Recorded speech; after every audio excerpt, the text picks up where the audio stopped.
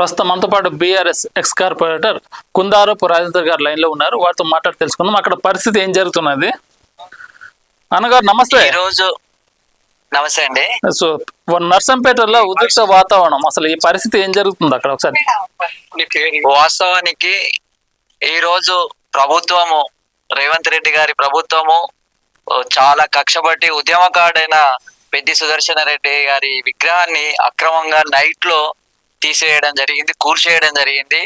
దానికి నిరసనగా ఈ రోజు మా నాయకుడు మన నల్లపనేని నరేందర్ అన్న గారిని హౌస్ అరెస్ట్ చేయగా అతన్ని కలవడానికి వచ్చినందుకు మమ్మల్ని అందరినీ కూడా అరెస్ట్ చేయడానికి ముందుకు రావడం జరిగింది. దాన్ని మేము ప్రొటెస్ట్ చేసి ధర్నా చేస్తున్న క్రమంలో మమ్మల్ని అక్రమంగా అరెస్ట్ చేయడం జరిగింది.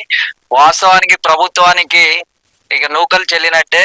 మరి ఉద్యమకారుడైన ఆయన చనిపోయిన రోజు లక్షలాదిగా ఆయనకు నివాళులు అర్పించి ఆయనను స్మరించుకుంటూ రోడ్ల మీదకి వచ్చిన ప్రజలను చూసి మరి ప్రభుత్వమే అధికార లాంఛనాలతో చేసినా కూడా మరి ఇప్పుడు దొంతి మాధవ్ రెడ్డి గారు మరి అంత కక్ష కట్టి రేవంత్ రెడ్డి గారు కూడా విగ్రహాన్ని కూడా తీసేయడం అనేది చాలా బాధాకరం.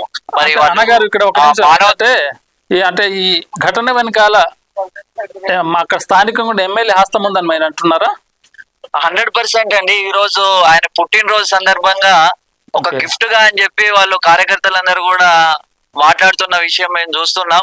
ఇంత దారుణంగా మానవత్వం లేకుండా ఆయన పుట్టినరోజు రోజు ఒక ఉద్యమ నాయకుడు, ప్రజలలో ఆయనకున్న అభిమానము మొత్తం దేశం మొత్తం చూడడం జరిగింది. రాష్ట్రంలో వైఎస్ రాజశేఖర రెడ్డి తర్వాత పెద్ది సుదర్శన్ రెడ్డి గారి మృతిని జీర్ణించుకోలేక ప్రజలందరూ కూడా రోడ్ల మీదకి వచ్చిన పరిస్థితి అందరూ కూడా మనం అందరం కల్లారా చూడడం జరిగింది.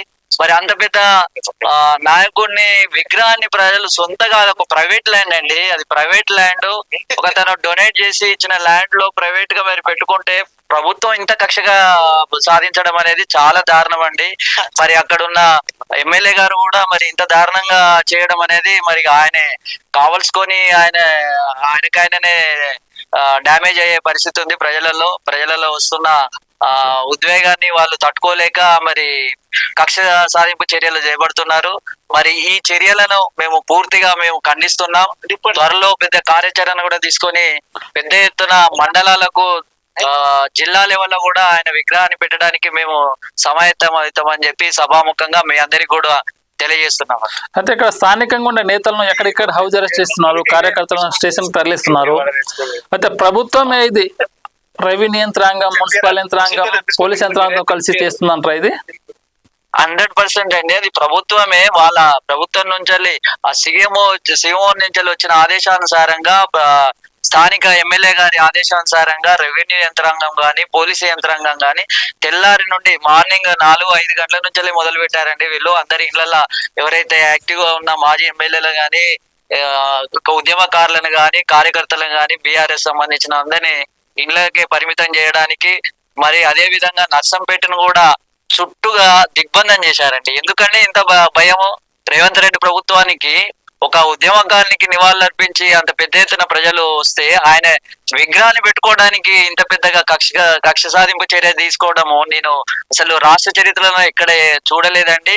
ఇది కాంగ్రెస్ ప్రభుత్వానికి వాళ్ళు చేసే చర్యలకు ఇది పరాకాష్ట అండి. త్వరలో ప్రజలందరూ కూడా బుద్ధి చెప్పడానికి సిద్ధంగా ఉన్నారు. సమయం వచ్చినప్పుడు వేచి చూస్తున్నారు ప్రజలు కూడా. ఇది చాలా నికృష్టమైన చర్య అండి. ఒక ఉద్యమకారునికి ఈ విధంగా అవమానపరచడం చాలా బాధాకరం అండి. ఓకే, థ్యాంక్ యూ అన్న గారు. మళ్ళీ మాట్లాడతాను మీతోటి. Okay, thank you very much. ఇది నర్సంపేట నియోజకవర్గం మొత్తం పోలీసుల మధ్య, బీఆర్ఎస్ కార్యకర్తల మధ్య ఘర్షణలు జరుగుతున్నాయి. అయితే స్థానికంగా ఉండే ఎమ్మెల్యే కూడా ఈ విగ్రహం తీసివేయడానికి ఆయన హస్తం ఉందని కూడా అంటే కార్యకర్తలు చెప్తున్నారు.